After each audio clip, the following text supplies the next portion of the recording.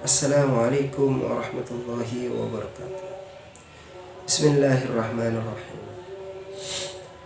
Alhamdulillah alladzi arsala ar-rasul rahmatan lil alamin wa fasilan bainal halal wal haram. Assalatu wassalamu ala sayyidil mursalin Muhammadin wa ala alihi wa sahbihi ajma'in. Qala Allah Ta'ala fi kitabihil karim.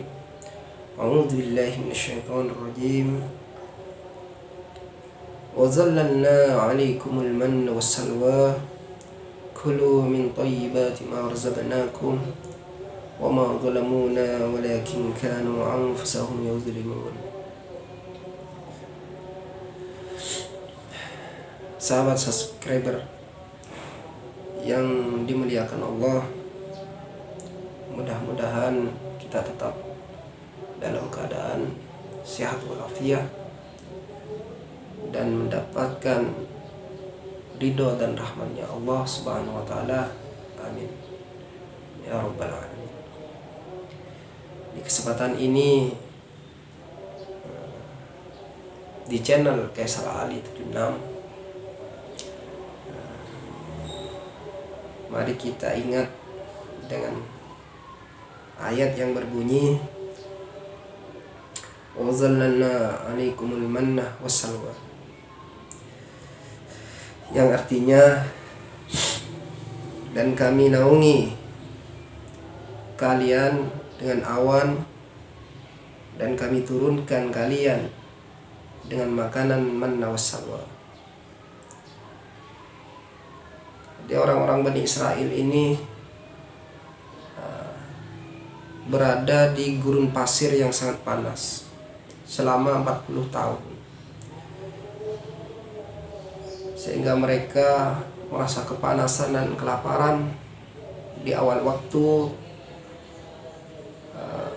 berada di gurun pasir tersebut. Gurun pasir Bainal Misr was Syria, di antara Mesir dan Syria, gunung pasir tersebut. Sehingga Nabi Musa berdoa kepada Allah agar mereka dinaungi dengan awan dan diberi makanan. Sebelumnya Bani Israel ini adalah rakyatnya Fir'aun. Di masa pemerintahan Fir'aun ada dua daerah, ada dua kaum, yang satu Bani Israel, yang satu kaum Kipti. Dari dua kaum ini, yang Kipti, Fir'aun istimewakan mereka. Sedangkan kaum Israel, Bani Israel, Fir'aun membantainya. Sangat tidak adil. Justru bayi laki-lakinya dibunuh, daerahnya tidak dibangun, dibiarkan. Kalau Kipti ini daerahnya dibangun, sangat indah, terus kaumnya diperhatikan, ditunjangi segala bantuan. Beda lagi dengan Bani Israel. Kenapa seperti itu? Karena Kipti mau menyembah Fir'aun, sedangkan Bani Israel tidak mau menyembah Fir'aun. Pada akhirnya Allah mengutus Nabi Musa menyelamatkan Bani Israel ini, yang kebanyakan di antara Bani Israel ini, 80%-nya itu adalah budaknya Fir'aun. Adalah budaknya Fir'aun. Diperbudak oleh Fir'aun. Yang kalau siang disuruh bekerja ke gunung mengambil batu, mengangkut batu. Kalau malam ditaruh di sel. Kalau siang kerja lagi, kalau malam dibawa ke sel lagi. Seperti itulah sehari-hari Bani Israel. Sangat diperlakukan tidak pantas oleh Fir'aun. Maka Allah mengutus Nabi Musa untuk menyelamatkan Bani Israel ini. Di suatu waktu Nabi Musa berhasil menyelamatkan Bani Israel ini, bisa mengeluarkan dari sel-sel mereka, dan dibawa kaburlah sampai menuju Laut Merah. Fir'aun mengetahuinya. Segeralah Fir'aun mengejar Bani Israel beserta Nabi Musa dengan tentaranya, dengan bala tentaranya. Di waktu itu Nabi Musa membelah lautan, Laut Merah, dan menyeberanginya. Dan bisa menyeberanginya. Fir'aun masih berada di tengah-tengah laut. Akhirnya Nabi Musa menutup laut itu. Tenggelamlah Fir'aun beserta tentara-tentaranya. Dengan izin Allah, Nabi Musa berhasil menyelamatkan Bani Israel.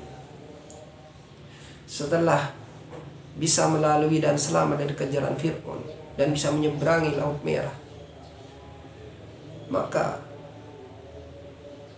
Nabi Musa berada di gunung pasir beserta Bani Israel. Berada di gunung pasir yang sangat panas. Apa balasan Bani Israel kepada Musa setelah Nabi Musa sudah menyelamatkan mereka?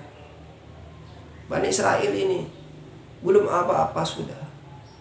Musa, kenapa kita semua dibawa ke tempat yang seperti ini? Kenapa kita dibawa ke tempat seperti ini? Kenapa kita tidak mencari tempat yang layak buat kita? Bagaimana hidup seperti ini? Bagaimana hidup di tempat kering seperti ini? Panas. Mau makan apa kita? Akhirnya Nabi Musa berdoa kepada Allah. Nabi Musa berdoa kepada Allah supaya Allah memberikan naungan kepada Bani Israel dan makanan. Maka Allah naungkan mereka dan memberi mereka makanan yang sudah dijelaskan dalam Al-Quran. وَظَلَّلْنَا عَلَيْكُمُ الْمَنَّ وَالسَّلْوَىٰ. Kami naungi mereka dengan awan, dan kami turunkan makanan bagi mereka berupa manna dan salwa. Jadi tidak ada panas. Selama mereka membutuhkan naungan, maka awan itu tetap ada. Kalau mereka membutuhkan panas, maka awan itu menghilang. Kalau mereka sudah merasa kepanasan, maka datang lagi awan itu. Seperti itulah setiap harinya. Juga makanan. Manna ini seperti madu, berupa biji-bijian yang kental, yang rasanya seperti madu. Biji-bijian yang nempel,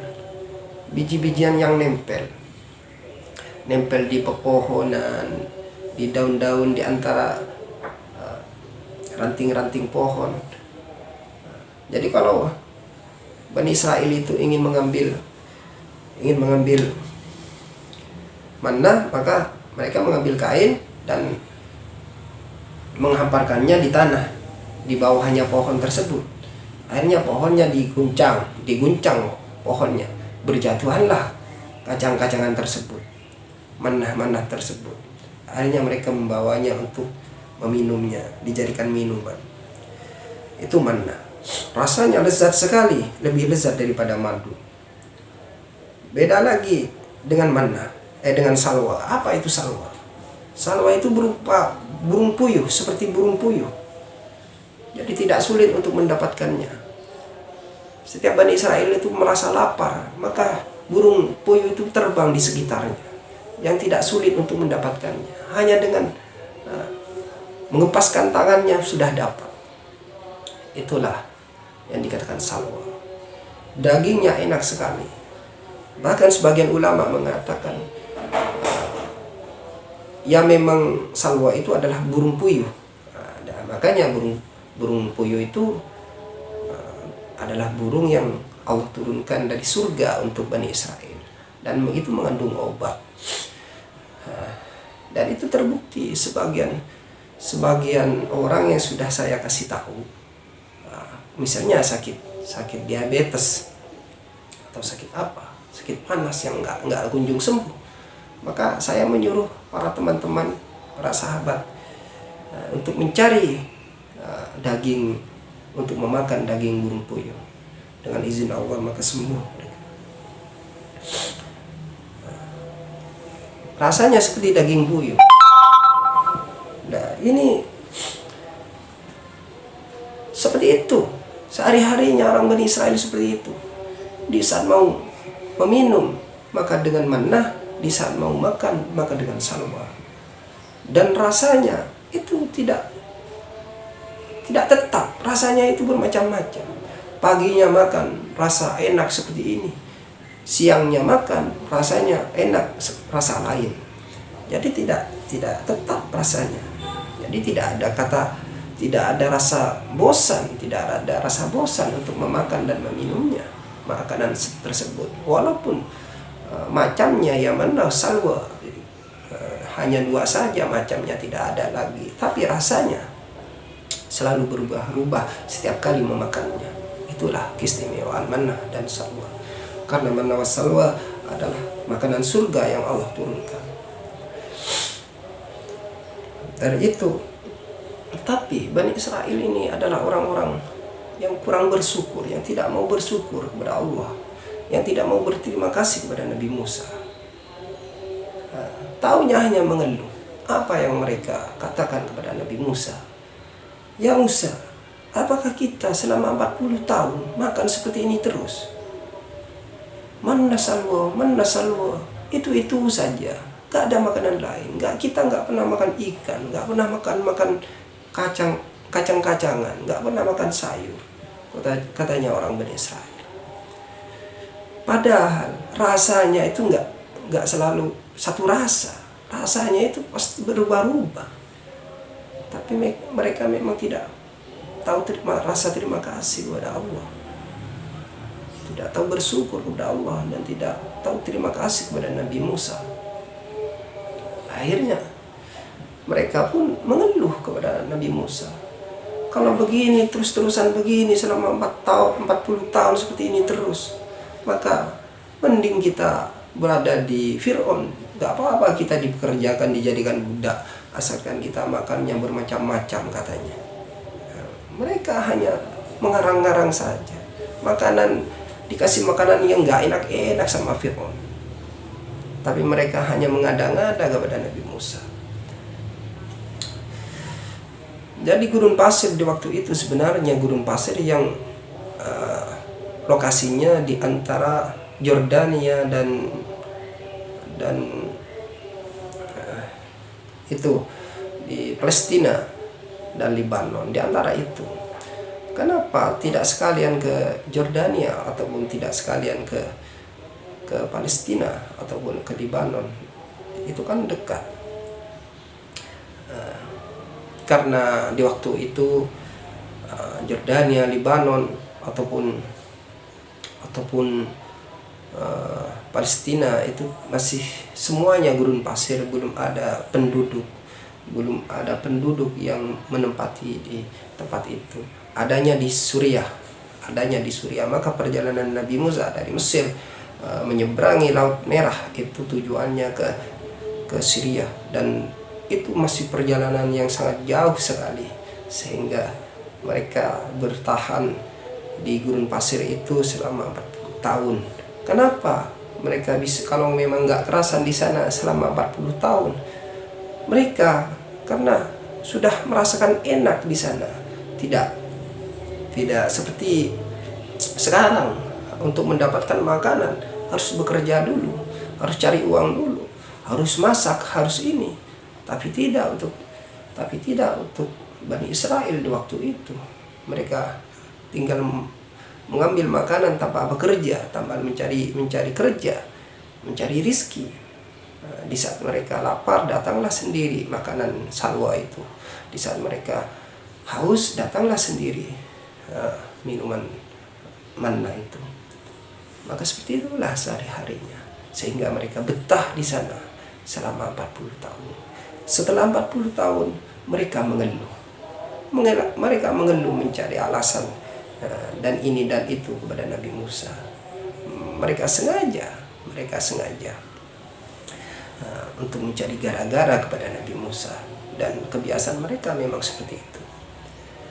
Padahal mereka ini lebih diistimewakan dari kaum-kaum yang lainnya, yang Allah tidak pernah memberikan nikmat senikmat mereka kepada kaum-kaum yang lain, sebagaimana Allah telah menyebutkannya di dalam Al-Quran.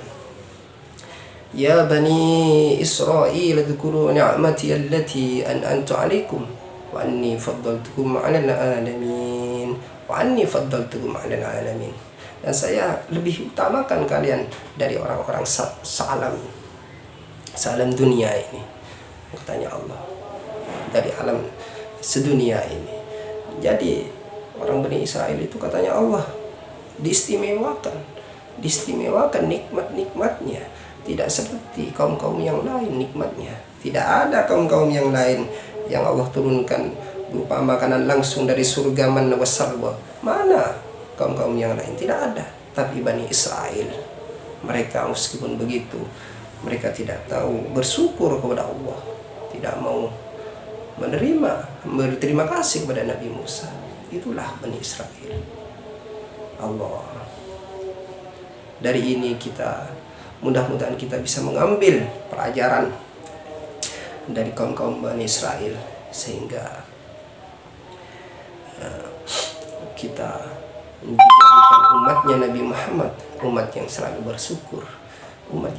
bersyukur akan nikmat Islam, akan nikmat menjadi umatnya Nabi Muhammad yang memiliki telaga Al-Kautsar, yang memiliki syafaat di yaumul mahsyar. Mudah-mudahan kita semua tetap selalu mendapatkan rahmat Allah dan menjadi umat Nabi Muhammad SAW.